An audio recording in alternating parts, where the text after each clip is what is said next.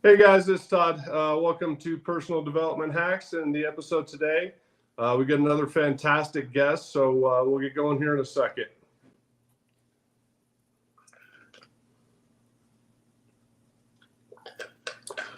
All right. So on today's show, we have a special guest. Her name is Nicole Starbuck, and there she is. So thank you for joining us today, Nicole. For the audience and those out there that don't know you or kind of what you're all about, why don't you go ahead and introduce yourself and let everyone know what you got going on? Thanks, Todd. So excited to be here. For anyone who doesn't know me, my name is Nicole Starbuck. I am a psychic empath, quantum energy healer, spiritual mentor, and life coach. And what I do is I show people how to tune into their intuition and use their spiritual gifts and abilities to create their dream life, whether that's manifesting more love or more money. We can have anything be possible here when you're tuning into your soul and your spirit. Very well said. Thank you very much. So just kind of dig into that a little bit more, like when you say about like digging into your spirit and stuff like that to achieve anything, like just elaborate a little bit further for someone that might, like me, who might be sitting here going, I don't know what that meant. Exactly. Don't know what that means. Yeah. So what I find is we often operate in this mind or this headspace and going. It's very like a hard driven sort of attitude. And we're not actually taking the time to tune inward to examine who we are, what we do, and why we do it at a soul level, like on a fundamental core level. So what I do is I show people how to find alignment with their true authentic selves, often in alignment with their core values, so that they can really pursue life as their higher self, not necessarily chasing their tails or chasing the quote unquote American dream, but chasing and achieving what it is that really lights their soul on fire, what they're passionate about. Yeah, no, it makes a lot more sense. Like, it's kind of like before you can go after, your life goals or living your best life or whatever, you need to truly like look inward and figure out like who you are first. Yeah. Because if you're thinking that your life goals or living your best life is X, but you're not actually that person on the inside, then you're living basically in conflict and you're never going to achieve what you actually should. Do I have that about kind of right? Yeah. Like I'll give you an example from my life. Part of my journey was I grew up thinking, well, if I have perfect grades and I go to school, get good grades, get a good job, get all the benefits, then everything's going to be fine, right? And it wasn't. I had a lot of anxiety, I had a lot of depression, I had a lot of chronic illness because I was trying to make myself fit into a mold of somebody else's idea of what I should do. It wasn't actually my idea of success. And so I had this sort of wake-up call in the ER after having a panic attack. I didn't know what it was, just out of nowhere. I'm getting ready for work. And at the time, I was working as an assistant store manager at a major retailer. You're in the Denver area, so it's actually that Ross Dress for Less there on Colorado Boulevard. I'm getting ready for my shift. It's like mandatory overtime. This is during the Christmas season, so like ain't no one want to be working retail during Christmas. And all of a sudden, I get this heavy feeling on my chest, like an elephant sitting on my chest. And I thought, oh my gosh, this is the end. And so I start crying and I'm crying and I'm crying. And I cry so hard that I actually end up convulsing, like totally imbalanced my electrolytes. My husband had to take me to the hospital. And I wake up in the ER, they tell me I had a panic attack. And I thought, man, there just has to be another way. There just has to be another way to living life.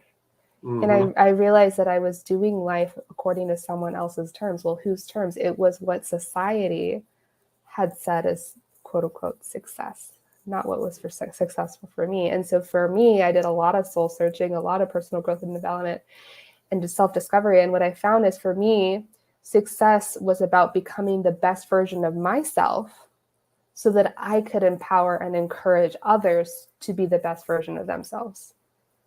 Yeah, that's a great way of looking at it is, not the fact that you had a panic attack, but, as adults, like we're not unique. We all have stuff in our past or things that have impacted our lives, or, and it could be something like that, could be something like, whatever it is, a seizure or something like that.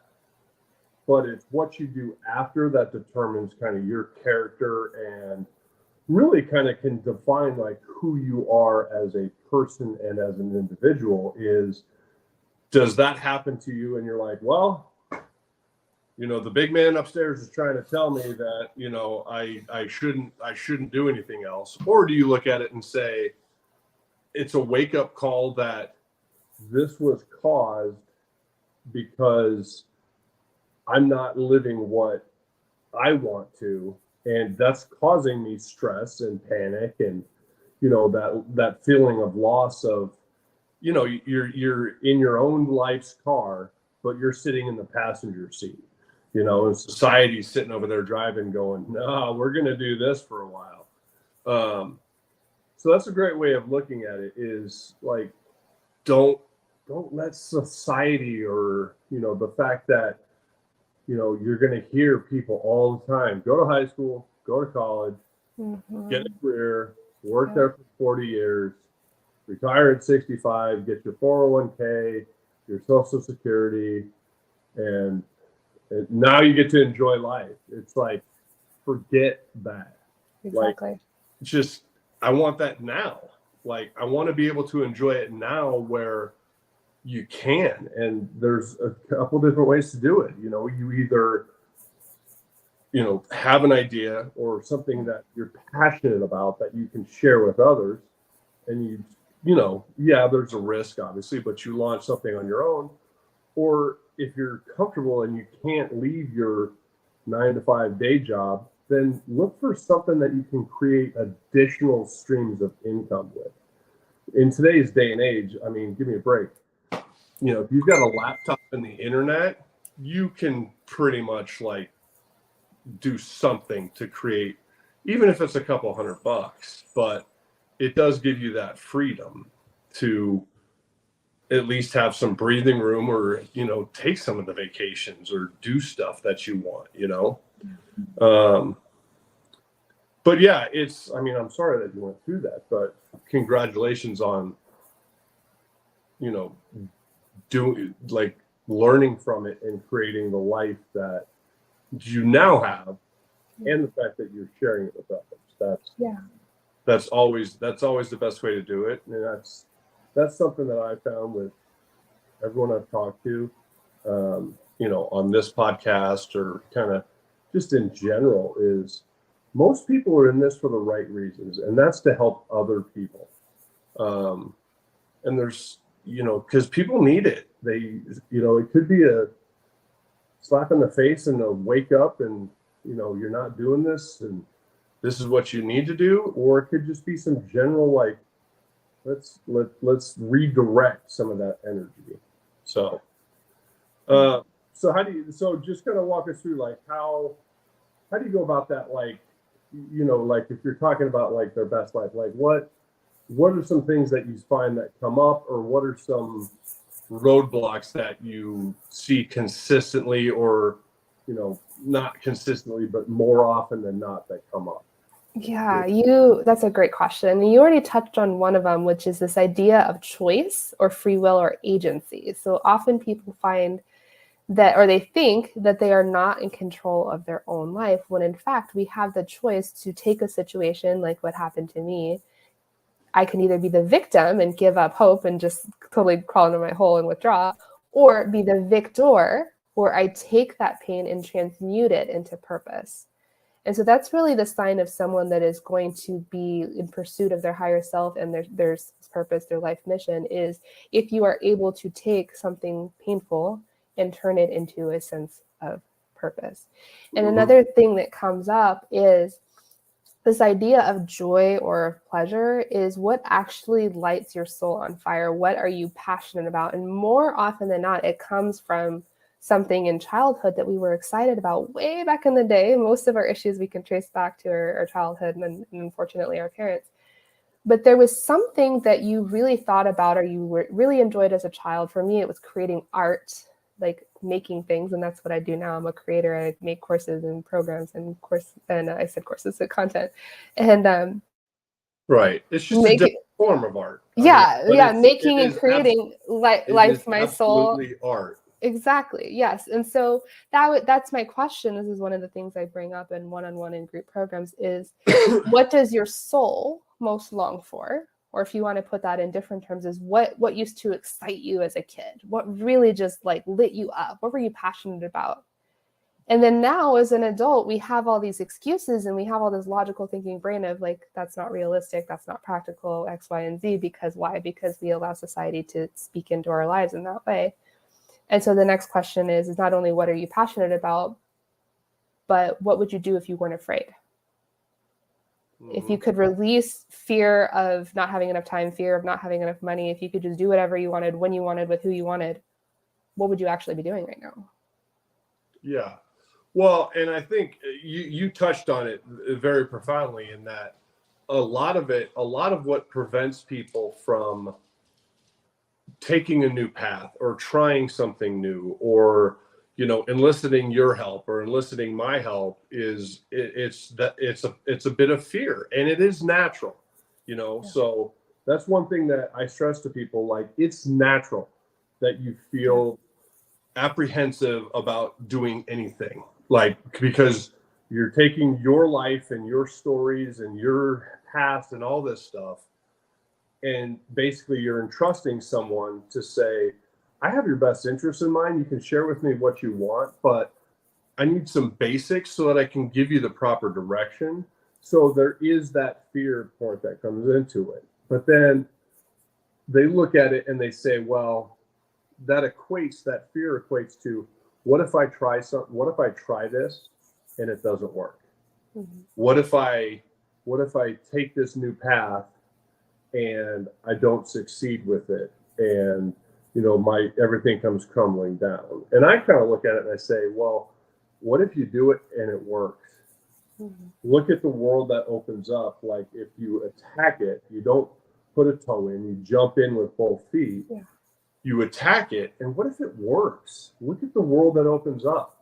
Because the alternative is you still look at it, your fear gets the better of you, and you decide, I don't want to do it because I don't want to feel that defeat of not reaching what I want to. Okay, but what's the life that you're going back to? The same one that you're trying to get away from. So to me, it's like once you get to that point of, I don't like where I'm at and I need something new, then you've already made the decision. Because your only other decision is to stay doing what you're doing, which you already said you're not happy with. Exactly. So, but yeah, so how, and with you and like you're talking about best life, like what are some common things that people are striving for or going for, or really kind of what's kind of your top 3 list of things that what people are most kind of looking for in their life goals? Yeah, I mean, it's really for what I see, it's usually just 2. It's love and money. People are looking for that soulmate connection, that the person they can spend the rest of their life with and really be their true and authentic self. And the other is a consistent stream of income, that money is flowing in. They have complete freedom to just buy and afford all the things that they could possibly ever want and more. And what I found is these 2 are actually very closely related. We often, just like you said earlier, we push away the things that we want and we ask for why? Out of fear. Well, what if it doesn't work? So someone may really want and crave a loving, intimate connection, but push people away that may in fact be a great fit for them because they have a fear of being rejected, and they have because they're not actually loving and finding themselves worthy. There's a lack of self-love and a lack of self-worth there. Because if you were truly confident in your own, if you could stand in your own power, it wouldn't matter if someone said no to you, because you would just know that person's not for me.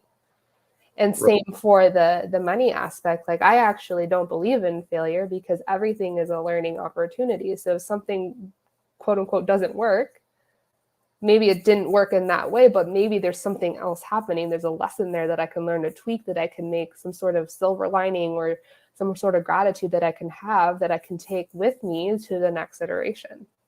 Yeah. Well, and so you can just throw me into that still looking for the love of my life thing, just saying. But you're right about I don't believe in failure. Like, I don't think anyone's ever failed. And I've used the example before, but the best one out there is Thomas Edison, right? He was asked, like, you failed so many times to make a light bulb until you finally got it. Like, why did you just keep going?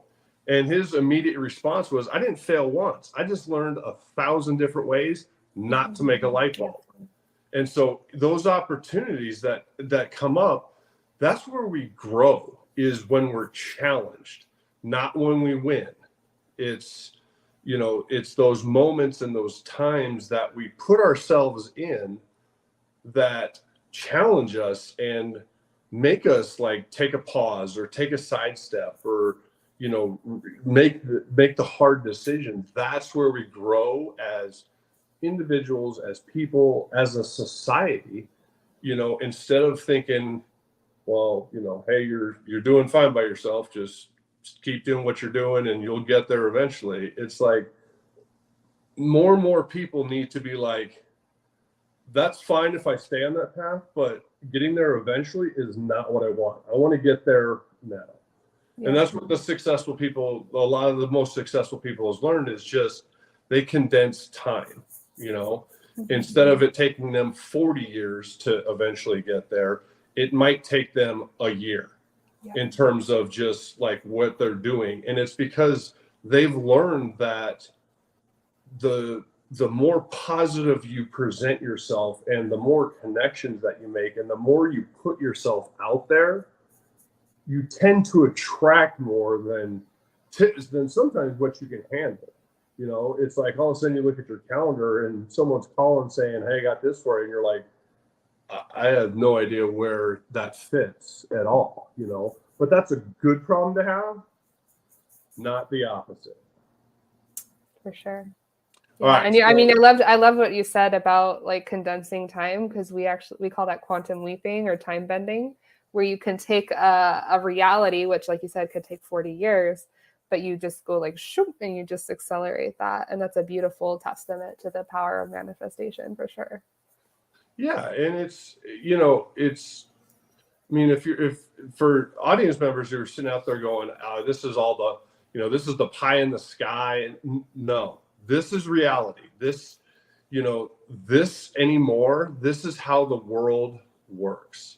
There's a reason that there's more millionaires in their 20s right now than there has been in history. Granted, there's more of them, but they learned early on to get rid of all self-limiting thoughts because internet and technology all opened everything up to them.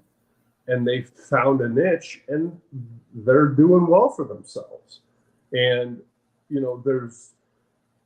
I've said it before, like, you do not need permission at any age to remodel yourself. If you're not happy, you don't need to ask permission. You don't need to get anyone's approval to remodel yourself. You can just do it. And if you're not happy, you should do it. It's not just that you can, it's that you should. Take it as a fresh start, people do it all the time at 45 or whatever, midlife crisis. And all of a sudden it's like, I got a red Corvette. Do you like Corvettes? Nope, but I got one, but gone is that, now it's like you get to that age, it's not a midlife crisis. It's an opportunity to remodel yourself and redo kind of what you're looking at. But so getting back to what you said about the top two, right?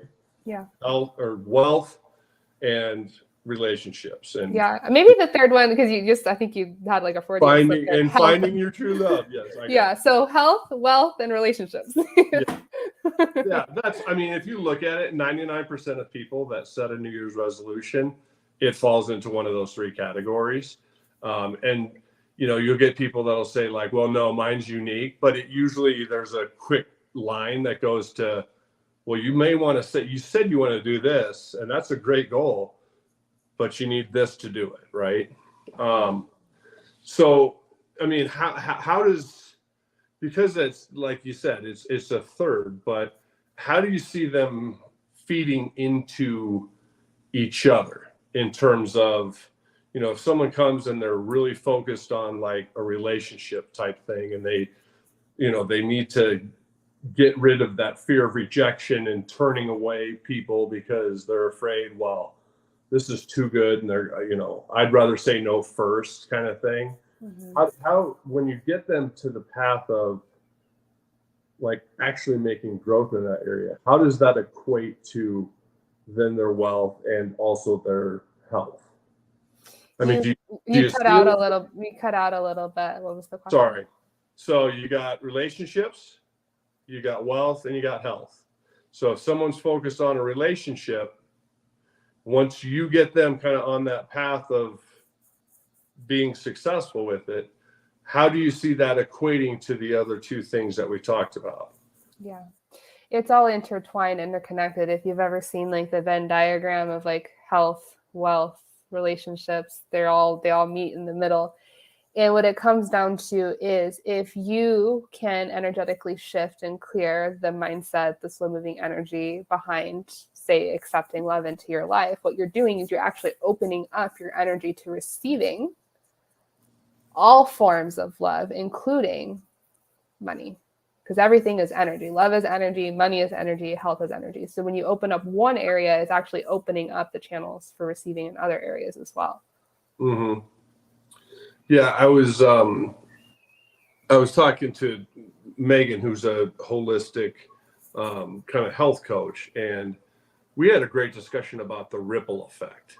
Yeah. How, if someone comes in and they're truly focused on like health, well, when they start to make progress and they start to gain confidence, then their wealth, they're going to see other opportunities, and that's going to start to improve. And then if they're self-employed or not self-employed or whatever, they're going to be more efficient, and then they're going to end up, having more time to spend with a spouse and with kids and have better, conversations and, whatever. And so just because it's like your main goal is one of the three, it does. It's like, it's like the stone going into just a glass pond, and it'll just ripple out. And you'll start to feel those impacts as you start to make progress in any one of the three. You'll start to see it impacting your entire life, basically, as long as you're, because your confidence is so high. Yeah, I mean, the confidence and the flow and the receptivity, it really has to do with the energy that we're putting out there, that vibration. If you've ever like encountered somebody that was really high vibe, like they attract more high vibe people, more high vibe situations. And the opposite is true too. You may have encountered someone that was real low vibe and you just don't want to be around them. Why? Because you take on that energy. So if you raise your vibration in one area, say health, your whole life transforms because you're raising the vibe of the other areas as well. Mm-hmm. Yeah, and speak on this, like that, and that is not something that you can't change. Like if you're sitting there and you're a low energy space in your life right now, that doesn't mean that, your excuse is not I'm introverted. That doesn't work, because your energy can be high, even if you're like, you don't like being in public. That's me. Okay. I'm an introvert, but here I am, right? Yeah, exactly. And this is not an audio only interview or discussion. So, but yeah, so it's just because you're a low energy space now, you can change it. And it comes from progress and confidence. At least that's my take. What do you think? Yeah, and I think too, we get in our heads that it has to be these big, massive, life-altering changes, but it can be subtle shifts, and you've seen this too, I'm sure, in your line of work, of like a step here, a step there, a step there, it adds up. So it could be something as simple like maybe you just need to declutter your house and shift the energy in your house.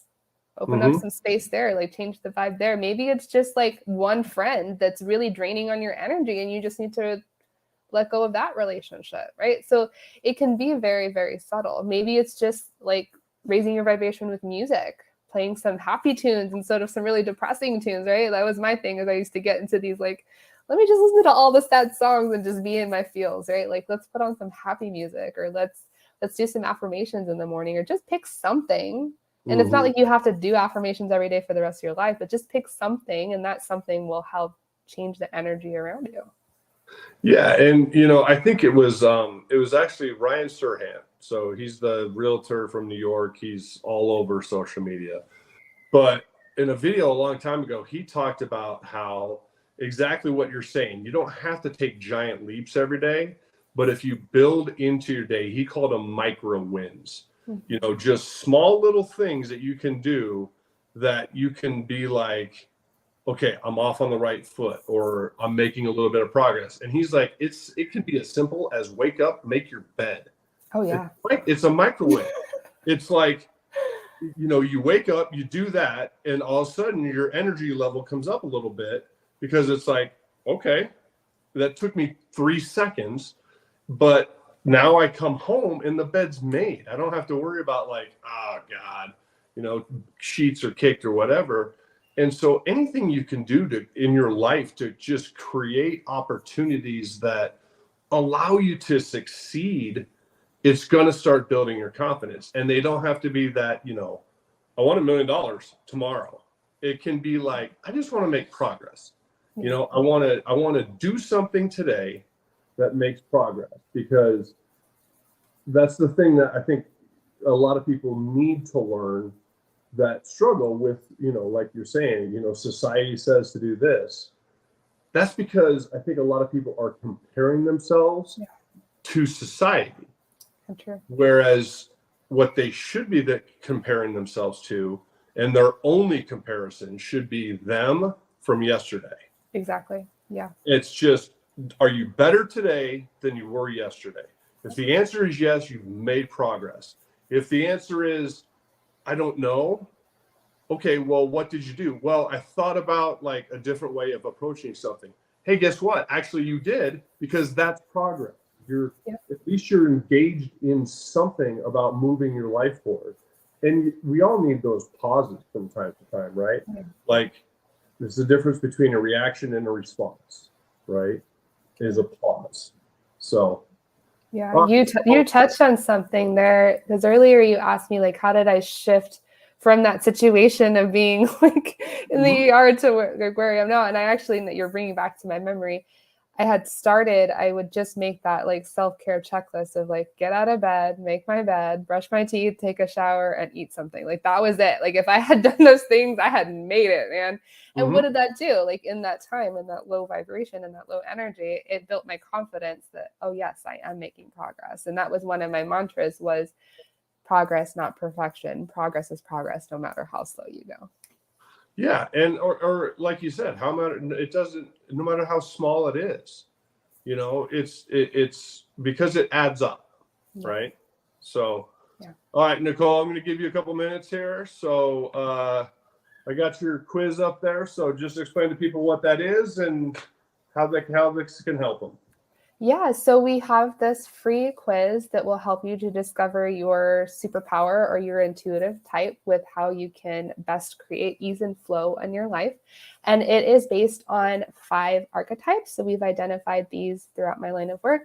So we have the artist, which is the creator, the healer, which transmutes energy. We have the priestess, which works with a higher power, the psychic, which is the oracle, and the witch, which works with magic and manifestation. So it's just a quick little 2-minute quiz.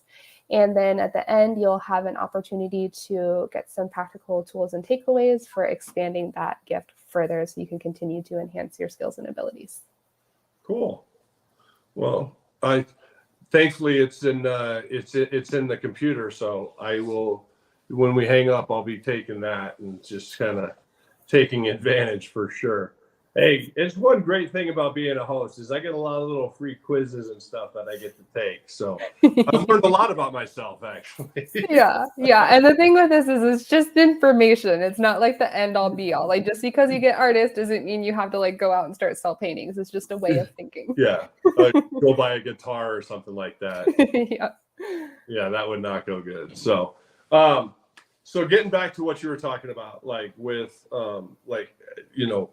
creating your small list of just those things that you create these little micro wins to, get your day started with. So, and I talked about this before, but I didn't invent this and I didn't name it. And I can't remember the guy's name, his name that did, but I just kind of recalled it the 5 and 5 plan. And basically it's 10 minutes a day. It's the 5 minutes before you go to bed and the 5 minutes as soon as you wake up. And what you do in that 5 minutes is all you do is think of all of the positive things in your life. What's going right in your life? Are your kids happy, healthy? Are they getting good grades in school? Is your spouse is she working or not? Is she happy? And just whatever positives that you can think of in your life, think of those and then go to bed. And then when you wake up, instead of waking up and immediately scrolling, wake up, take the first 5 minutes, and again, just, think about the positive things that you've got going on in life. Because if you do that, even for as short a time as a week, it's amazing how it impacts your day and how you view it and just the time that you're spending. And it's it's as easy as get up, brush teeth, brush hair, take a shower, eat something. It's as easy as all it is 10 minutes. And it's 10 minutes that you're going to spend either on your phone or watching the last 5 minutes of Magnum PI or whatever. And then you're hitting power. So just take that 5 minutes and, it's part gratitude. It's also part self-exploration of what are you thankful for and what's positive for you. And it doesn't have to be huge things. It could be something very small. It could be, hey, I want to get healthy. I had a salad for lunch today. That's something to be thankful for, right? All right. So, we got about a half hour left. So you want to just hang out or? Well, I was gonna add and expand to that. It sounds very similar to a journaling practice that really helped me through an immense season in my life. And it started with gratitude. It was actually a 3-part practice. And the first part was gratitude. So I started with 10 things I was grateful for. And if that was really easy, I pushed it to 30 until I was like I'm grateful for the pen in my hand and the paper I'm writing out, it got to there. Yeah. and then the next part was affirmations, and same thing, start with 10. And I would think about the things that I wanted to call into my life and bring into my life, like confidence, wealth, abundance, love, prosperity, all these things. And so I would say, I am confident, I am worthy, I am enough, I am wealthy, I am prosperous, I'd affirm that. And I would start with 10. And if 10 was easy, I pushed it to 20. And if 20 was easy, I pushed it to 30 and so on. Mm-hmm. And then the last piece, this is one of my favorite parts, but the last piece was dream life into reality. So thinking about something that I wanted to create or manifest in my life, and then writing as if it already happened. Yep. Past tense, because then what happens is your brain will find opportunities and proof to show that that's true. It'll try and make it a reality for you. Mm-hmm.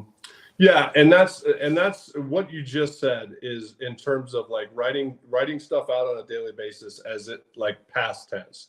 You don't say I will be worth $10 million. You write I am worth $10 million, right? And that's the biggest difference between the two of those is it's kind of like I've talked about it, where is the difference between a talker and a doer. A talker is always going to push stuff out in the future. I will do this. When this happens, I'll do this. Whatever, when I get myself ready, I will do this. Whereas someone that's an action taker, they don't talk about it. They just do it. Yeah. And then because they're already putting themselves there and they're writing their goals like, I did get healthy, or I am healthy, whatever it is. But whenever you write stuff down, it is important to put it in past tense, just for, whatever effect it has on our brain and our person and our soul. It's like you read it and you start to act like shit, like, oh my God, I'm already there. Yeah. Instead of what's going to happen, because then you start getting into time frames and everything, and it becomes too convoluted. So I was glad to hear you say that, because you're absolutely right about when you write that stuff down, to write it as if it's already happened, not going to happen. So what for you, Nicole, not to get super personal, and you don't have to share anything that's personal, but what is one of your top couple things that are on your list, like things that you're working towards right now? Yeah, I love that question. So one of the things that I'm working towards, I like to, not that necessarily there's balance, my idea of balance is it's all the things all at once, but having one personal and one business. And so on the personal side is creating more spaces in my time, in my day, for a complete presence and complete mindfulness with my spouse, with my kids. So just being like fully 100% in those moments, right? Like when I'm wearing my mommy hat, I am 100% mommy. When I'm wearing my wife hat, it's 100% wife.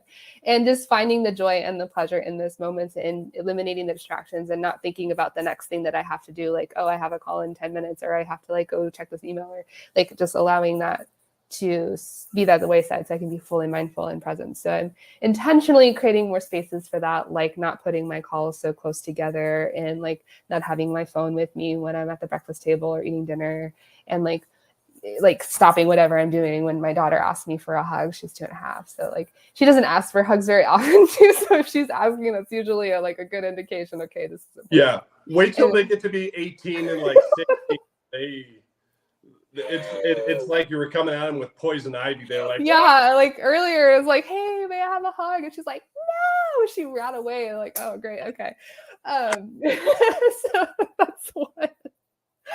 And then on the business side of things, I've hit 10K months in the past, but I would like to see consistent 10K months. And I'm really shifting my perspective from sales to service. So what are the ways that I can step up and show up and be of service, knowing and trusting that those that really resonate with what I have to share will come into whatever offer. And that's how, the financial aspect will come into play. So I'm looking at it from a completely different perspective than I have in the past, so that I can, because for me, money is energy, and what that money does for me, it's not just money in the bank, but that is more freedom and flow for me and my family, to where this is where everything's connected, right? To where I can be more mindful and present without having to be thinking about, I need X amount to pay off whatever, my mortgage or whatever the case may be. Right. I got to call this one guy because this is my best shot to make the car payment this month or whatever. Yeah.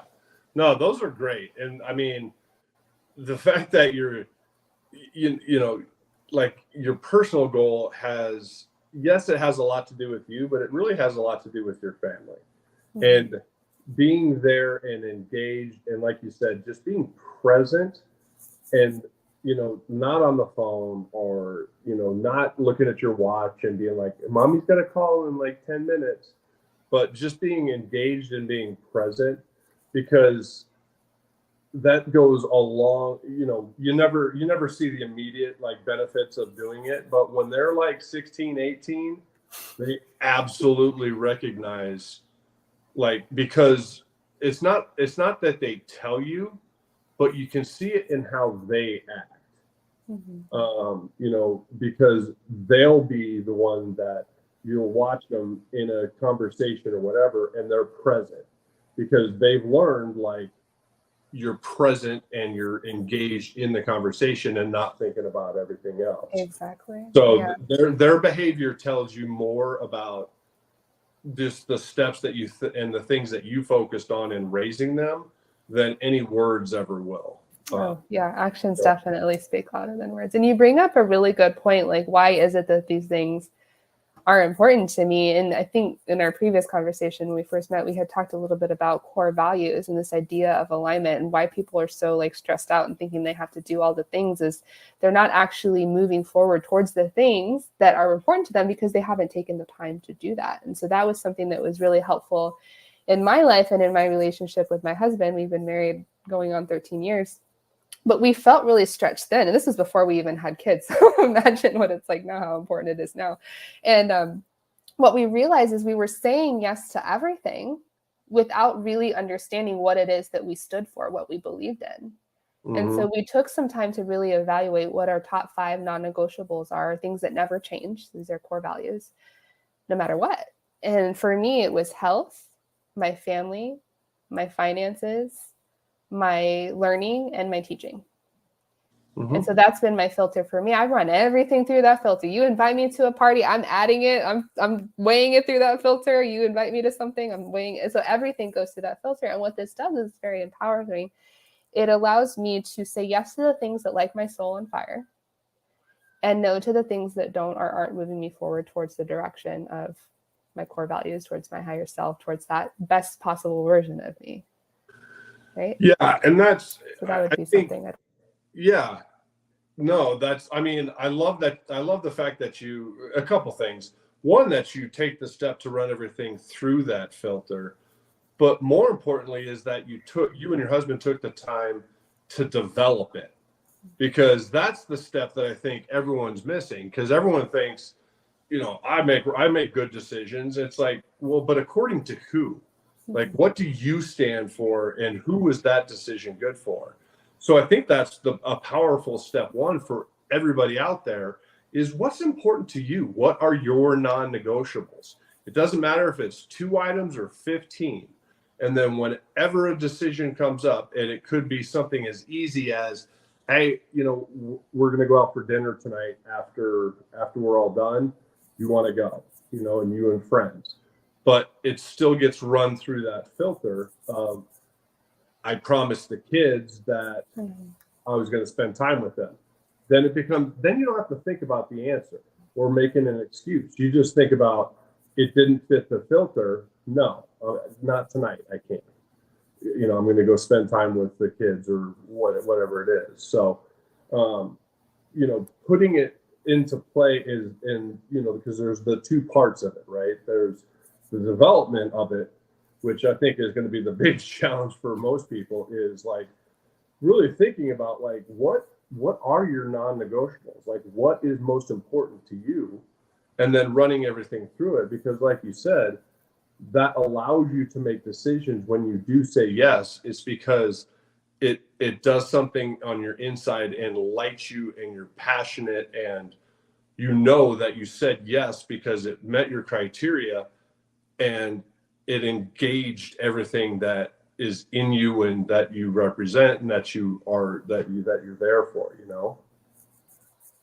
You had cut out a little bit there. I missed the last thing you said. That's all right. Everyone online heard it. I basically saying good for you, Nicole. Good for you. It's not just good for me, but I teach. That's like first session with the client. Like, okay, what are your core values? Like, I don't know. Okay, we got to start there, because otherwise nothing else is going to make sense. Well, and it's because I think thanks to whatever society or social media or whatever, everyone thinks that living my best life is what I'm seeing here. I want to be on this boat, in this ocean, in this house, and I want to be this fit, and I want to have this type of relationship. It's like, okay, that's great, but what's important to you? And understanding that, because that's going to change that end result 1,000 times. Now Nicole's frozen. Mm-hmm. Okay, there you go. I know, it keeps doing that. We're breaking the internet. Thanks a lot, Mark Zuckerberg. Yeah, exactly. But no, I was just equating, like, your core values to your ultimate, what your best life is. Those definitely have to be in alignment. Otherwise, you know, whatever life that you get to, and you could be very successful in attaining what you said was, this is my best life. But if that's out of line with your core values, and let's face it, regardless if you think about it, you write it down, you focus on it, you run it through a filter, regardless, everybody has their core values. And if you're living your best life and it is in conflict with your core values, you're not actually making yourself happy. You're throwing more stress into it. Yeah. And I think it's because the best life is actually whatever life that is in alignment with your higher self and your core values. And I think a lot of it has to do with the intentionality of it. Like, are you living a life of meaning and purpose with intention? Or are you just going wherever the wind blows, wherever life flows? And I forget who said it, but you know, the expression is, if you aim at nothing, you'll hit it every time. Yeah. Yeah. So what is that? What are you actually living for? What are you actually doing with your life? Not that you have to do to achieve so much as just be that person that is in alignment with your core values and is living your best life. Yeah, because I agree with you. It's more important to have a specific aim and hit the target, because it doesn't matter what that target is. It might be less than you thought, or it might be different than what you thought, but you were intentional and you hit it. Mm-hmm. And so you're still in alignment. And no one says that once you get there, that you can't say, okay, now I'm going to re-aim. And mm-hmm. It's still aligned, and I'm just going to take another shot. You can take as many shots as you want. Yeah. You know, there's nothing in society that says, like, you can't just, you know, build and build and build. And that's I mean, that's something that's frustrating about, like, just, you know, you always hear about the 1%ers and they're ruining this and they're in control of this. And it's like, most of those people, like, they worked their butt off to get where they are. And, you know, yeah, you got a couple people in there that, you know, got lucky, or, you know, were the kid of a Walton or whatever. But for the most part, those people that you see, that wealth aside, but that are successful, you don't see them below the water, where they're kicking like crazy to continue to develop and continue to teach and to educate and to assist others, because they've realized that's their strongest asset, is not necessarily what their message is, but that their intention is to help people. Mm-hmm. True? Yeah, it's true. And I think, you know, some people say, well, why me? Why me? Like, well, why not you? Like, what's stopping you from doing mm-hmm. something and having that? Yeah, I mean, you know, we've all heard stories of, you know, people, they're on TED Talks, or they're, you know, they've done all sorts of crazy things, been astronauts or whatever, and, you know, they harken back to when they were kids and they grew up in a bad neighborhood and bad schools and, you know, bad elements all around them. But whereas 99% of the people there were like, that's my life because of where I grew up, that person was like, that's where I grew up, but that is not my life, because mm-hmm. I'm going to go create my version of mm-hmm. what's important to me on my core values. And that should happen more often. You know, it's kind of like we hear about these one-offs of, you know, individuals that have done something like that, but the opportunity is there, and it is absolutely a choice that you make, not a choice that's made for you. Yeah.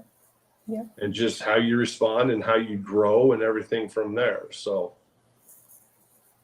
it's true. Yeah. Just like what we talked about earlier, you always have that choice. You're either going to be a victim of your circumstances or a victor and overcome them. Yeah. And that's, you know, and so just kind of the last question before we'll start to wrap up here, but why do you think it is that, let's just say, the majority of society falls into the, you know, the downward spiral of not controlling their lives, or not making choices, or, well, this is what I'm supposed to do. Like, what's missing, or what happens? I think a lot of that has to do with actually being willing to have eyes to see and ears to hear. So much of the world is, if you've ever seen The Matrix, plugged into the Matrix, which is this system, like we talked about, go to school, get good grades, get a good job, everything's going to be fine. So we're complacent. 98 to 99%. You just talked about the 1%. What sets the 1% apart? So 98, 99% of people are, quote unquote, asleep. They're still plugged into that system of go to school, get good grades, get a good job, everything will be fine. Mm-hmm. And it's that 1% that wakes up and actually does something different outside of the norm. And that gets rewarded with what we see as success, which is the financial aspect of wealth and abundance and prosperity. Mm-hmm. So there's nothing actually stopping anyone in that 98, 99% from doing that, except waking up, doing something different, being something different. Yeah, that's a great way of saying it, is to wake up, because if you do, you're going to see that there's a huge wide world that has nothing but opportunities everywhere you look. But you have to be, one, willing, you have to be looking for it, and two, you have to be willing to receive it and able to receive it. So that starts with, like, what you were talking about, like being self-aware and making sure that you're in the right mindset to be able to accept all the basically the opportunities that come. And I can't remember who was talking about it, but it's like, 99% of, or whatever it is, 90% of people that win the lotto and they go broke 2 years later because they don't know how to handle it. And this guy said it was like, it's because their cup wasn't big enough. It wasn't because they were bad or they did this or they just, their cup wasn't big enough to receive such a windfall that it just started overflowing, and the next thing you know, it's all gone. So instead of thinking about like the external of money and wealth and all this, he's like, think about your own cup and expand it and be open to and willing to receive things like opportunities, like, just amazing things that happen just out of the blue. And that's the thing I think that sets, like, I've noticed, especially like more and more so recently, is things have come up where I've been presented with opportunities in my life that I never would have expected. And I was not looking for them. There's two. I got to interview on Podcast Rebels with Brittany, who's got like 1 million followers. Wow. And I got to guest with her. And then this morning, I got guy's going to write a spotlight article in like Business Innovators magazine on. I'm like, I don't know where they came from, but I'm not. But my cup is big enough to where I can accept things like that and be like, yep, that sounds like that's good. So. Yeah, but see, maybe you didn't expect that, but you had set the intention. I don't know if it was money or community or whatever. That intention then created those opportunities, right? Mm-hmm. So something I see in my world is someone comes to me and they say, I want to create 10K months. And I'm like, okay, so what ideas do you have? Well, I just missed this idea because of that, and this idea because of that. Okay, well, you're actually you're shrinking your cup, because that's actually how it'll come through. Mm-hmm. And something I one of my mantras that I love is this or something better. So you may have had in your head this vision of, well, my business is going to look like this, but it's actually going to be even better. Oh yeah. Yeah. No, that's a great way of looking at it. And that opens you up to opportunities that present themselves that they might not fit like what your original thought was, like, this is what my company is going to look like. But if someone comes in with something or something comes up and it's better, you have to be open to be like, I'm going to reroute a couple things and do this. And it's for the better of the business. It's for the numbers of people that you can help, the depth to which your reach goes. It's all positives that come out of it, but it's like, if you're not open to it, you're like, no, this is what I'm set on. It's like the people on Shark Tank, right? They go in there with a hard set. My company is worth $2 million. And they might get a fantastic offer. And they immediately say no because they went in there preset, my company is worth X.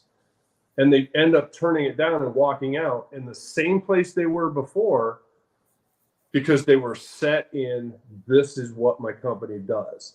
Instead of being like, this is what my company does until you said that, and now that's what my company does.